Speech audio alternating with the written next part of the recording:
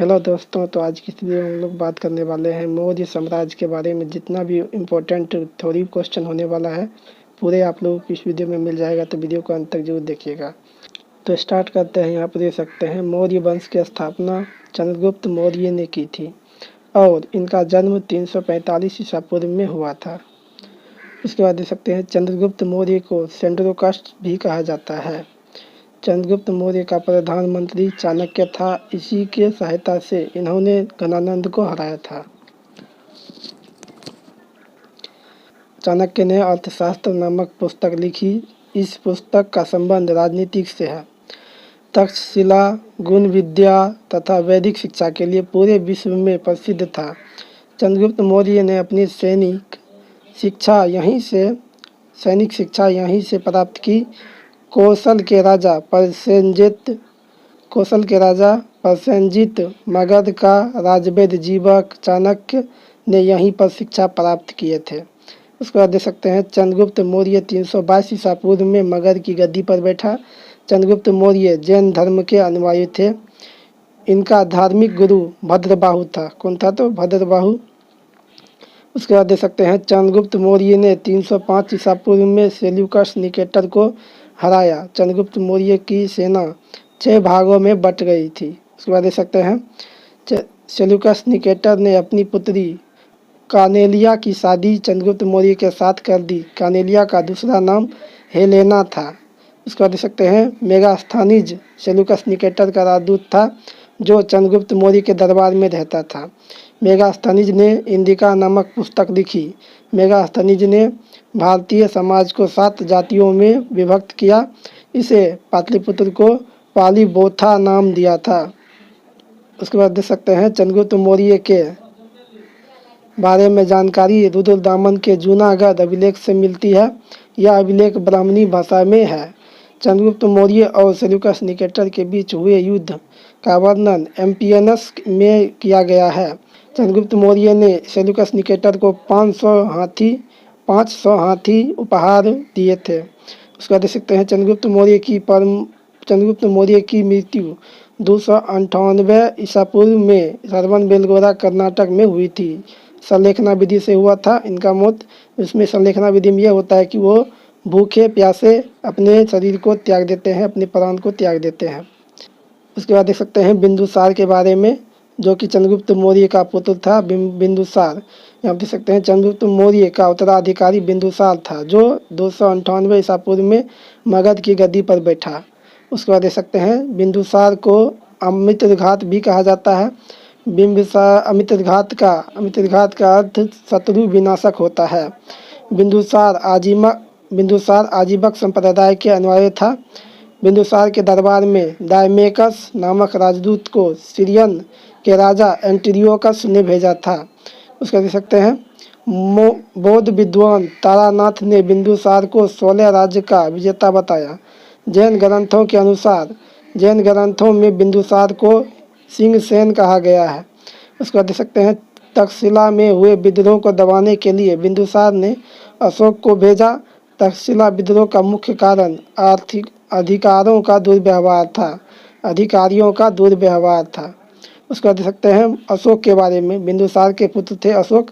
उसका देखिए बिंदुसार का उत्तराधिकारी अशोक महान हुए थे जो 269 ईसा पूर्व में मगध की गद्दी पर बैठा। अशोक ने कश्मीर में श्रीनगर बसाया था। अशोक ने नेपाल में ललित पतन नामक नगर बसाया था। उसके बाद देख राजगद्दी पर बैठने के समय अशोक अवंती का राज्यपाल था। मास्की एवं गुर्जरा अभिलेख में अशोक का नाम अशोक मिलता है। पुराणों में अशोक को अशोक वर्धन कहा गया है। अशोक ने राजगद्दी पर बैठने के 8 वर्ष बाद 261 ईसा पूर्व में कलिंग पर आक्रमण कर दिया और कलिंग की राजधानी तोसली पर अधिकार कर लिया। उसके बाद देख सकते हैं कलिंग का राजा खारवेल था जो जैन धर्म के अनुयायी था। उसका देख सकते हैं इस युद्ध में भयंकर मारकाट को देखकर अशोक को बहुत दुख हुआ और उसने कभी भी युद्ध नहीं करने का निर्णय लिया। इस युद्ध के बाद अशोक ने बौद्ध धर्म अपना लिया उसका देख सकते हैं। उसके बाद देख लीजिए, पहले वह भगवान शिव की पूजा करता था। अशोक के प्रधानमंत्री का नाम राधा गुप्त था, राधा गुप्त। उसका देख सकते हैं, अशोक का धार्मिक गुरु उपगुप्त था। अशोक के माता का नाम सुभद्रांगी था। वह चंपा के एक ब्राह्मण की पुत्री थी। असंघमिता असंघमिता एवं करुवाकी अशोक की पत्नियां थी। उसको देख सकते हैं, भारत में शिलालेख का सबसे पहले प्रचलन अशोक ने किया था। उसको देख सकते हैं, अशोक द्वारा शिलालेखों में ब्राह्मणी, खरोष्टी, ग्रीक एवं अरमाइक लिपि का प्रयोग हुआ। अशोक ने बौद्ध धर्म के प्रचार के लिए अपने पुत्र महेंद्र एवं पुत्री संघमित्रा को श्रीलंका भेजा। तो इस प्रकार हैं अशोक के शिलालेख को 1837 में सर्वप्रथम जेम्स प्रिंसेप ने पढ़े। इनकी संख्या 14 है। इसका देख सकते हैं, अशोक मतलब शिलालेख की संख्या 14 है। अशोक के शिलालेख की खोज 1750 में पेंथलर ने किया था। उसका देख सकते हैं, अशोक के स्तंभ लेखों की संख्या 7 है। ये केवल ब्राह्मणी लिपि में लिखे गए हैं। अशोक के दरबार में तानिसियस मिस्र नामक राजदूत आया था, जो मिस्र के राजा फिलाडेल्फस टोलमी सेकेंड ने भेजा था। उसका देख सकते हैं, अशोक के शिलालेखों में सबसे लंबा शिलालेख 7वां शिलालेख है। उसका देख सकते हैं, कौशाम्बी अभिलेख को रानी का अभिलेख कहा जाता है। अशोक का सबसे छोटा स्तंभलेख रुम्मयीदेई है। अशोक एक सार एक गुना अभिलेख ग्रीक एवं अरमाइक भाषा में है। उसका देख सकते हैं, कलिंग के युद्ध का वर्णन 13वें शिलालेख में, यह भी इम्पोर्टेंट हो जाता है। उसका देख सकते हैं। उसके बाद देख लीजिए, अर्थशास्त्र की शीर्षस्थ अधिकारी को तीर्थ महापात्र कहते थे। इनकी संख्या 18 थी।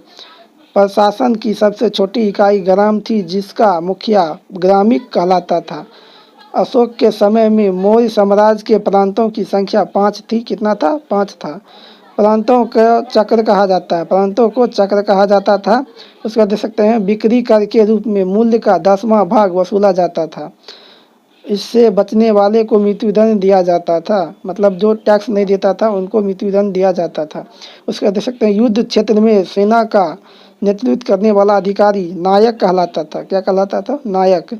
अर्थशास्त्र के गुप्तचर को गुड पुरुष कहा जाता था। गुप्तचर को गुड पुरुष कहलाता था। कहा जाता था। सरकारी भूमि को सीता भूमि कहा जाता था। नंद वंश का विनाश करने पे चंद्रगुप्त मौर्य ने कश्मीर के राजा प्रवर्तक से सहायता प्राप्त की थी। उसका देख सकते हैं, मौर्य शासन 137 वर्षों तक रहा। कितना? 137 वर्षों तक। उसका देख लीजिए, मौर्य वंश का अंतिम शासक बृहदत्त था। उसके बाद इसकी हत्या इसके सेनापति पुष्यमित्र शुंग ने 185 ईसा पूर्व में कर दी। मगध पर शुंग वंश की नींव डाली। उसके देख सकते हैं, मौर्य साम्राज्य की मुद्रा पन्न थी। अशोक का नाम देवताओं का प्रिय भी कहा जाता था। यहाँ देख सकते हैं,